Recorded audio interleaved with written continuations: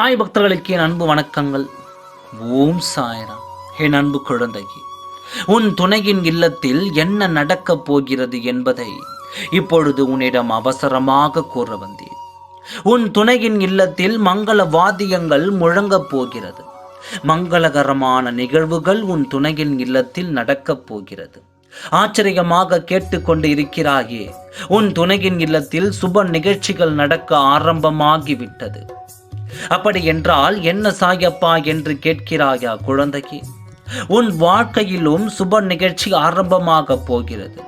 உன் துணையின் இல்லத்தில் நடக்க போகும் இந்த மங்களகரமான விசேஷத்தில் நீயும் கலந்துக்கப் போகிறாய். உன் வாழ்க்கையும் மங்களகரமாக மாறப்போகிறது.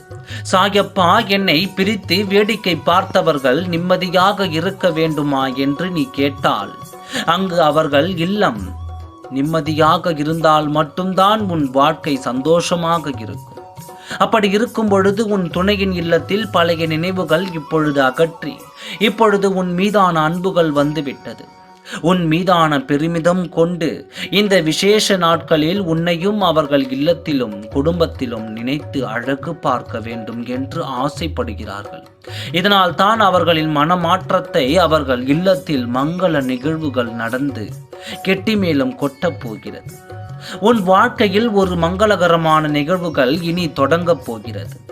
உன் மீதான நல்ல அபிப்பிராயம் வந்து உன்னை தன் வாழ்க்கையில் இணைத்து உனக்கு இனி சந்தோஷங்களை கொடுக்க வேண்டும் என்று அந்த குடும்பம் தீர்மானித்து விட்டது. இப்பொழுதுதான் அவர்களுக்கும் நல்ல காலம் தொடங்கிவிட்டது. அதனால் தான் அவர்கள் இல்லத்திலும் கெட்டிமேளம் கொட்டப் போகிறது. நாதஸ்வரங்கள் முழங்கப் போகிறது.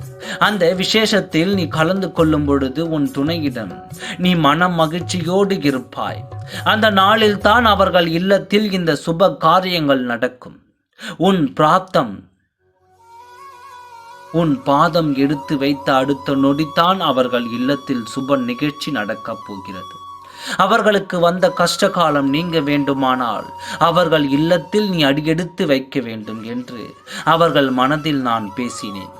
அந்த காரியத்தினால் தான் உன் பாதங்கள் அவர்கள் இல்லத்தில் பட்டவுடன் சுப காரியங்கள் நடக்கப் போகிறது. உன் வாழ்க்கையும் செழிப்பாக போகிறது.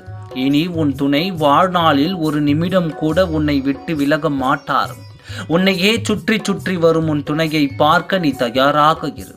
எப்பொழுதும் வாழ்க்கையை பற்றிய அலட்சியம் வந்துவிட்டாலே அந்த இடத்தில்தான் பிரச்சனைகள் வரும் என்று தெரிந்து கொள். எப்பொழுதும் விழிப்புடன் இருந்து குடும்பத்தை நடத்த கற்றுக்கொள். உன் துணை உன்னை வந்து அழைத்து செல்வார். நம்பிக்கையோடு இரு, நல்லதே நடக்கும். ஓம் சாய்ராம். நன்றி, வணக்கம்.